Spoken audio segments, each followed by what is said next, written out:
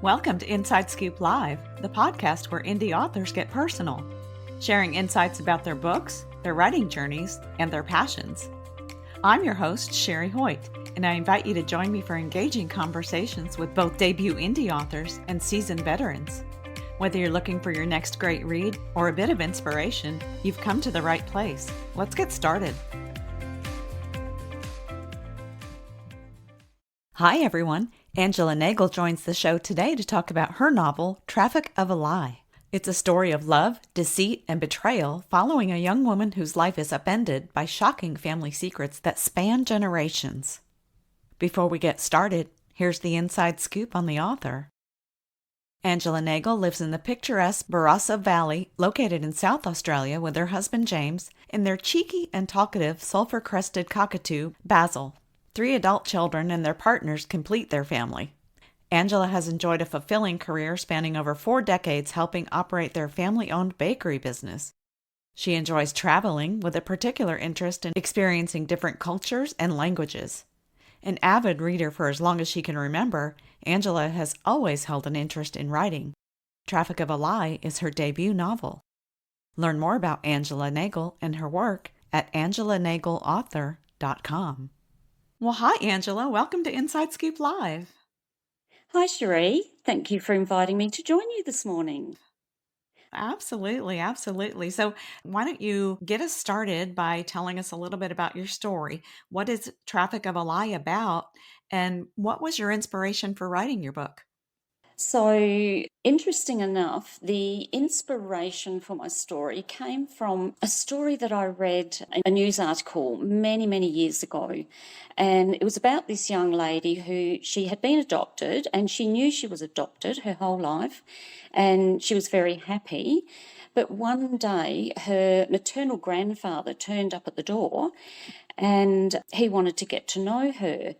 And what transpired from there is that she found out that her biological family was a whole different existence in a different country that she knew absolutely nothing about. So that I started to think, how would that feel if you suddenly found out that you had this whole other family, this whole other existence that you had known absolutely nothing about it your whole life? So that's where the inspiration came from, just exploring that context. Yeah. And I actually started with the end of the book. And then I had to work backwards, thinking, well, how can I make all these moving parts of this story connect together to get to the end of the book? So that's when I started exploring all the different components, which then, to make it all work and join together, I looked at patriarchal society, oppression, things that a lot of women these days are subject to globally. Yeah. And then it just evolved from there. Yeah, it's so interesting how stories come together like that. And I love how you took it and kind of had to work your way backwards. That's so interesting to me. Yes. Uh, Now, the story unfolds in 2 timelines, one following Adeline and the other following a young woman named Yasmina in a different time and place. Why did you choose to tell this story this way? So I have it in 2 different timelines because obviously her mother is the generation before hers. And Yasmina grew up in a very, very different time and place. And Yasmina's upbringing was so different that I had to do it in 2 timelines because to try and marry the correlation between the two of them of how the story then evolves. Okay. And so when readers first meet Adeline, she's trying to stay grounded in the aftermath of personal loss. How would you describe who she is at that point, and what is she carrying with her emotionally? Yes, so after the loss of her mother and then the subsequent reading of the will, Adeline is initially in a state of absolute shock and disbelief, as anyone would be. She feels like her world has suddenly tilted and she's walking through each day as if she's carrying around invisible weights, whilst at the same time trying to be supportive of her younger sister Penelope. She can't comprehend or understand why she has been left out of the will, why her mother has done that. It just doesn't make any sense to her. Mm. because she's confused, as she had always shared a really close and loving relationship with her mother, and she's grappling with the logistics of it all. But she's trying to also stay grounded as she works through the myriad of emotions and questions that she now has. Yeah, yeah. So the relationship between Adeline and her mother is really central to the book. How would you describe the emotional complexity between them? Well, I think the emotional complexity between Adeline and her mother is not unlike many mother daughter relationships. It's rich and layered, it's woven from love, identity, memories, and time. But after Adeline reads the letter that her mother left her, which was to be read after her mother's death, this brings into question a myriad of complications and doubts for Adeline regarding the relationship she thought she shared with her mother and the new reality that she is now confronted with. She feels as if she's a contradiction. She's feeling both strong and fragile, lost and grounded. So she's just got this emotional complexity that's just really hit her after reading this letter. Yeah, yeah, wow. I can't imagine how she felt at that point. And you mentioned the will, and that's where you actually started the novel with the reading of the will. What made that the right place to start for you? Well, I chose to start with reading the will as I wanted to set the tone of finality, change, and add some tension right from the word go. There we have in the boardroom these characters, they're all assembled together, everyone's in attendance, and as with any reading of the will, it's a moment, it's charged with grief, it's hinting at hidden secrets and stakes.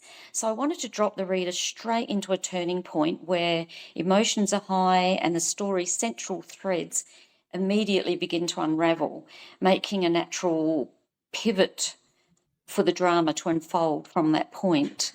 Yeah, yeah, it's a very dramatic it's a hook, it hooks the reader right Yes, away. Yeah, exactly. yes. And Now, that was what I was trying to create. absolutely. Yeah, yeah. Now, after that moment, I mean, Adeline's world starts to feel unfamiliar. Even the people closest to her seem to shift. How did you want readers to experience that sort of unraveling alongside her? Well, I was wanting readers to experience that unraveling alongside her, to feel her disorientation, to feel her grief, her frustration, not just to read and observe it. I wanted the reader to put themselves in Adeline's position and empathise with her, maybe ask themselves, how would I react? What would I do if this was me? I wanted them to feel her world reshape, herself come undone, her trust dissolve. I wanted them to feel that connection with her. Yeah, yeah. As Adeline searches for answers, she's really forced to examine everything she thought she knew about her family. What questions is she trying to answer? Well, when Adeline finds out that her whole life, as she has known it, has been based on lies, she begins to question and re examine everything she knows about her family.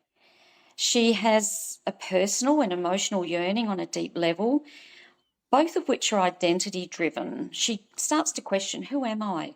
Her identity and belief in herself has been shaken to its absolute core. She feels betrayed. She's questioning everything that she's always believed, now knowing that it's all a lie.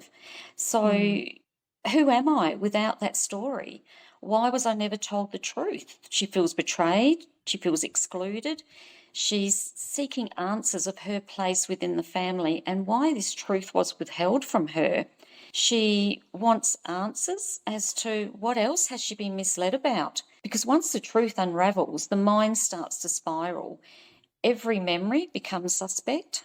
She's searching for certainty. She's trying to rebuild solid ground beneath her. She questions whether her mother ever actually loved her. And if she did, was her mother's love real? Can she forgive her mother? So she's got all these questions going in her mind. And while she's trying to reconcile her own grief and anger, ultimately she's trying to understand why did her mother lie to her. yeah, yeah. Oh my gosh, I can't imagine receiving that kind of news. I I don't know how I would react, honestly. Yeah.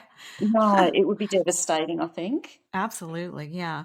So Mhm. now in Yasmina's world, we see the effects of systemic control, especially around gender and tradition and silence. Why tell a story that centers around that kind of cultural tension? How does that fit into the story? Well, actually, I came up with the end of the book first. So it wasn't a conscious decision to write about the effects of systemic control, gender, tradition, and silence. The Mm, story just tended to evolve in that direction when I was trying to connect the different moving parts of the story. I had to somehow connect Yasmina's world to Adeline's world and did so through the arranged marriage narrative. That then evolved into the patriarchal society dialogue. So, having said that, though, the more I sort of research the subject, globally, there still to this day exists a gap between gender inequality, traditions, and silence. So, think that the narrative that creates conversation around these kinds of subjects is always positive.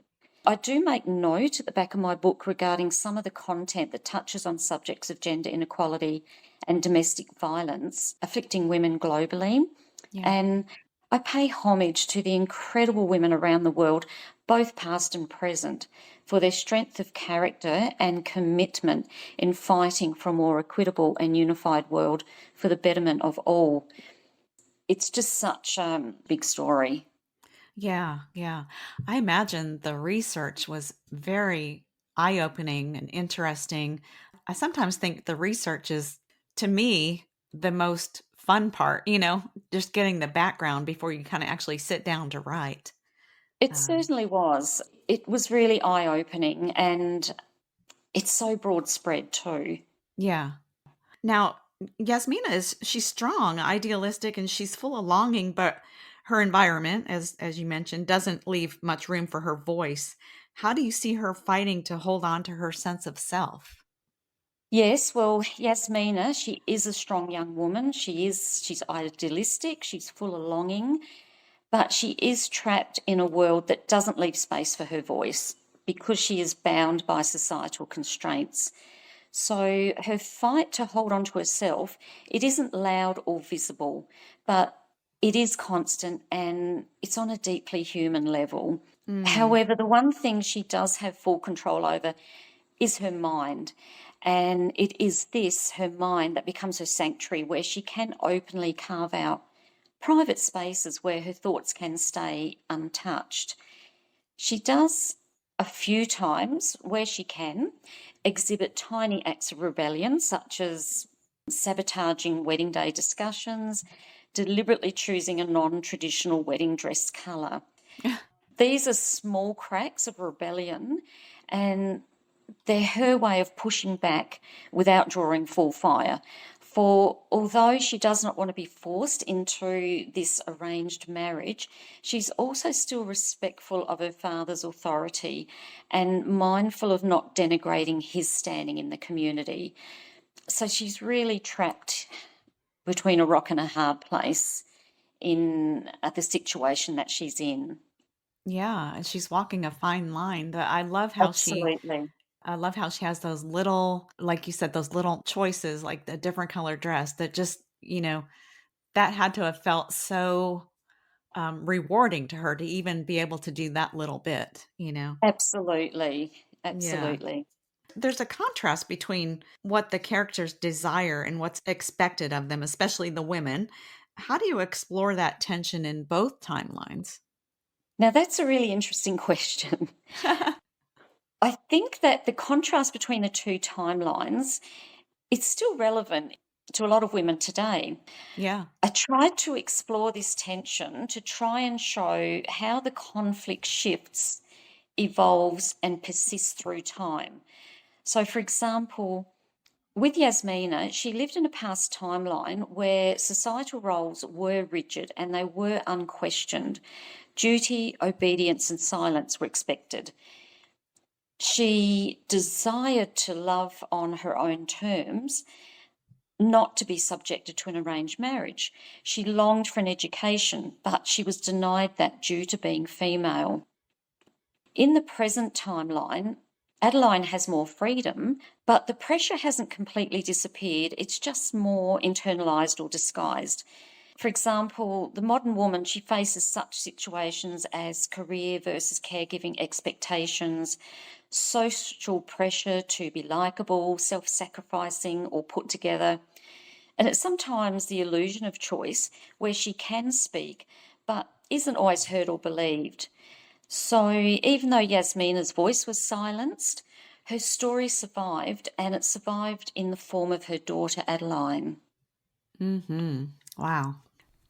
Now, Yasmina's connection with Alif is emotionally charged, but it's complicated. What do you want readers to understand about what their relationship offers and about what it costs?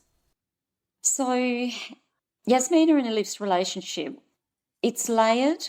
It's layered with longing, tenderness, and the quiet weight of everything that they can't achieve together. What I'd want readers to understand is that their connection isn't just romantic, it's a mirror, a refuge. They fall deeply in love, Mm. a love that is rare, intense, and beautiful, but it's also a love that is tangled in the very systems that they're both trying to survive. With Alif, Yasmina tastes something that feels free, unfiltered conversation, being seen without judgment, being heard in a way that no one else allows. In a world that asks her to shrink, this new connection with Alif, it lets her expand, even if it is only short-lived. This relationship opens up a peek into a world that Yasmina has only ever dreamed of, and now suddenly she feels it is a possibility, maybe a reality. But Alif, although deeply in love with Yasmina, he is emotionally irresponsible. He's like an ostrich burying his head in the sand. He doesn't stop to consider the logistics of the patriarchal society that they live in. Mm. And by the time he does wake up to the realities that they both face, it's too late. So their relationship is emotionally charged and it is complicated. And I was trying to show those complications to the readers and Yeah. what the costs at the end ended up being for them. Yeah. That story, their relationship is it's chilling. It's like, wow. She has that little bit of hope. And it's all just pulled away from out under her feet. Yeah, it's almost like she gets a glimpse of what is available, but not to her. Oh, Exactly, that's oh, right. I hate Yes. that. Yes. Oh, so you don't shy away from showing how oppression is passed down through generations. What conversations were you hoping to open up by telling this part of the story?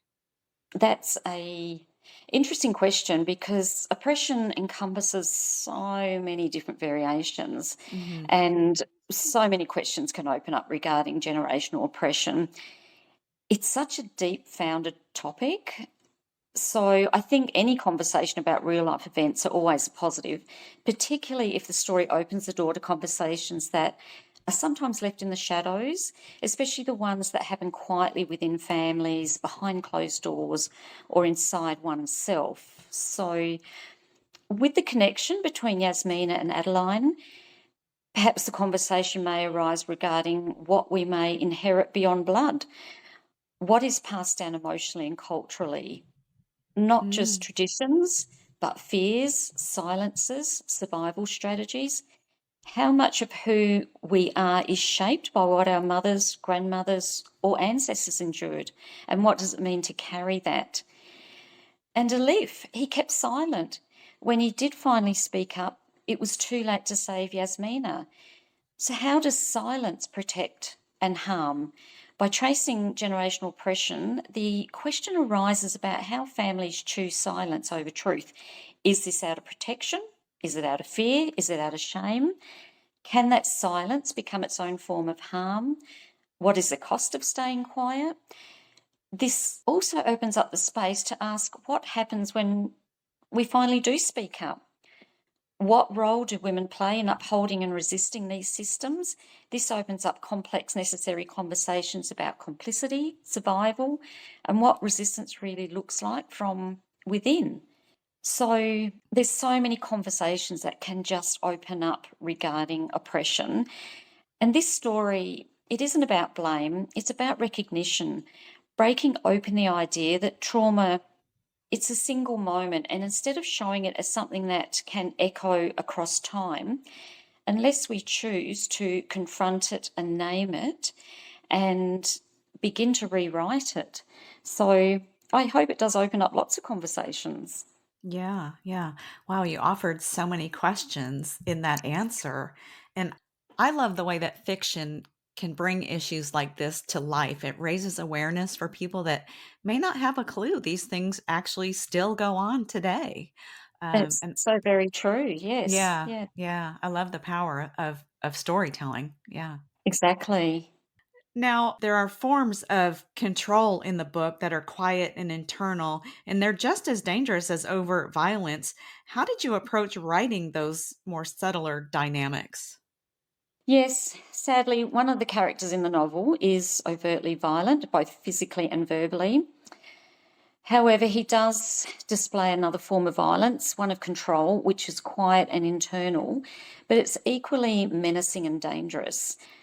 I try to approach writing those subtler dynamics to engage the reader in listening to what isn't being said, whether it be within a moment or within a character's own thoughts.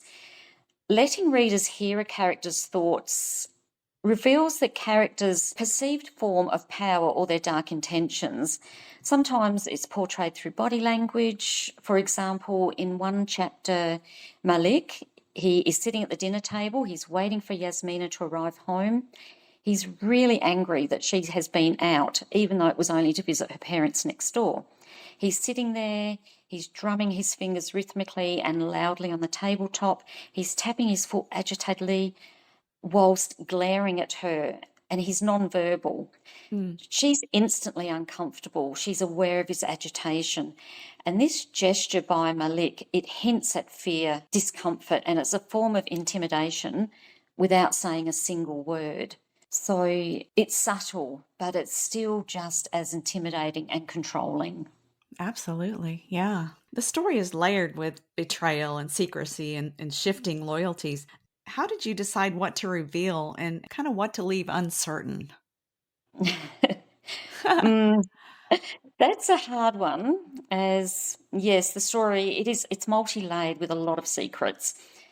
I wanted the ending to be the big reveal. So throughout the storyline, I tried to balance the tension and emotional payoff with enough clues for the reader. But instead of revealing secrets just for shock value, I tried to focus on how those secrets emotionally land on the different characters. So the reveal becomes less about plot and more about identity, about relationships, and emotional stakes. Adeline is the protagonist, so I needed the reveals throughout the storyline to all thread back to relevance related directly to Adeline's story. Mhm. A few snippets I decided to leave with a small element of uncertainty, with the intention of creating the thought path of interest for the reader, questioning what if. So, yes, I did leave a few areas of uncertainty just to create that what if thought. Right, right. Tell us about the title, "The Traffic of a Lie." I love it. It's very striking. Why that title, and how do you see it reflecting the heart of the story? So I came up with a myriad of potential titles for the story right throughout the process of writing it. But it wasn't until I had completed the novel and I was contemplating all the different paths of the storyline, the movement, the exchange, the consequences, and how all these paths were embroidered basically into one big fat lie. This lie that not only existed, but it had travelled through multiple characters and it had travelled through two generations and it had become a living force within the story. So the word traffic implies movement across time and space. Mm, So the title appealed to me immediately. I thought it's ambiguous and it's metaphorical. So I hope the title will provoke the reader to ask what kind of lie? Who trafficked it? Is it a betrayal? A survival tactic? So to me, the title reflects the story itself. nothing's simple and everything is loaded. Yeah, yeah, I love it. I love it. Very catchy. What makes you want to say, what is this about? And that's what you want. So, That's exactly right. Yes. so there's a lot of pain in the book, but also resilience. How do you strike a balance between that emotional devastation and hope? Trying to strike the balance between emotional devastation and hope is always a delicate thread, but it can also be a powerful one. The story has a lot of pain, grief, loss, and injustice woven right through it. So, finding the balance isn't about softening these hard moments, but about making sure they lead somewhere meaningful. So, the balance comes from this quiet truth with the story, not focusing just about what has been lost, but about what good eventually came out of all that loss and pain. I also tried to echo resilience across generations by showing that just as pain is passed down, so too is strength. By Adeline uncovering Yasmina's truths, she was able to build a bridge of resilience between the past and present and eventually find her peace. Mm, hmm So, what surprised you the most about how readers are responding to your story? Well, I have been pleasantly surprised with differing feedbacks and interpretations by different readers. The comments have a range from thought provoking, a tangled web of weaves, a bit of everything, a good book club discussion, and Mm, intriguing.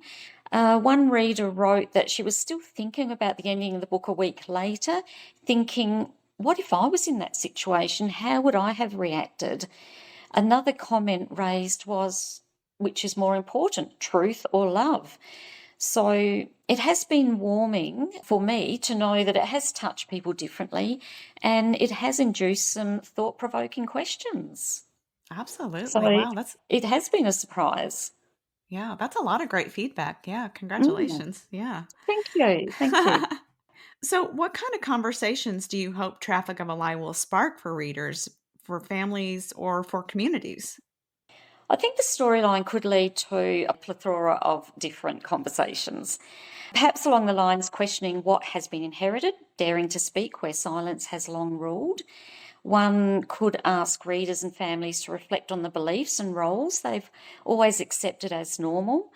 What's been passed down, not just in words, but in fears, in expectations, in what was never talked about. What is the cost of silence and secrets, especially ones meant to protect, which can still wound? It invites discussions around how silence, especially in the name of tradition, respectability, or survival, can leave generations emotionally stranded. How do we break generational patterns without breaking each other? This is a tender but urgent question. The book encourages empathy for those who came before, whilst also making space for truth telling and change. And it's about honouring the pain while not repeating it. What does healing really look like? Healing often begins with discomfort, asking hard questions, listening without defensiveness, and choosing honesty over legacies. It's about reckoning and repair. So I think there could be a lot of different conversations that Traffic of a Lie could spark. Absolutely. Lots of great food for thought for sure. Yes. So, what's next for you? Are you writing another book? Is this story a standalone or will this story continue? Or are you working on something else? Tell us about what you're working on. Well, Traffic of a Lie has been my maiden voyage into the world of writing. I would love to write another book. So I do have a few storylines in mind and that I am doing a little bit of researching on. I would like my next book to be more along a psychological thriller concept. So Mm, that's what I'm thinking about and just tossing around lots of ideas at the moment. So, yes, I certainly hope to write another book. wonderful. Wonderful. Well, I'm sure your growing fan base will appreciate that as well. Yeah. Uh, Oh, thank you. I hope so. yeah. Well, Angela, thank you so much for joining me today and sharing a little bit about yourself and your work. It's been a great conversation. I really enjoyed it. Oh, thank you so much for having me, Cherie. And thank you very much to Reader Views. They gave Traffic of a Lie a 5-star review, of which I'm most appreciative of and very excited about. So thank you so much. Thank you so much for joining me today for my interview with Angela Nagel, author of Traffic of a Lie. To learn more about Angela and her work, visit angelanagelauthor.com. And be sure to check out our other interviews at InsideScoopLive.com.